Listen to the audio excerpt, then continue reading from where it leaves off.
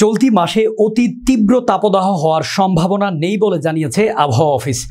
শুক্রবার আবহাওয়া অধিদপ্তর জানিয়েছে আরও দুদিন দেশের বিভিন্ন জেলায় থেমে থেমে শিলাবৃষ্টি ও বজ্র বৃষ্টি হতে পারে।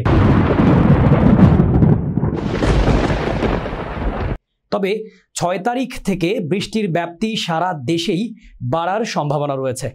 বৃষ্টি হলেও দেশের বিভিন্ন জেলায় তীব্র তাপদাহ বিরাজ করবে। সাগর যেহেতু উত্তপ্ত রয়েছে, তাই ১৫ তারিখ পরে একটি ঘূর্ণিঝড় হতে পারে বলে জানিয়েছে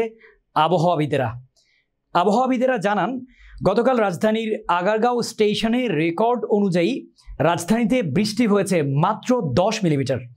সবচেয়ে বেশি বৃষ্টি হয়েছে রাঙ্গামাটিতে ৬৭ মিলিমিটার। গতকাল রাজধানীর তাপমাত্রা ছিল ৩৮.৪ ডিগ্রি সেলসিয়াস। দেশের সর্বোচ্চ তাপমাত্রা ছিল চুয়াডাঙ্গায় ৪১.৮ ডিগ্রি সেলসিয়াস।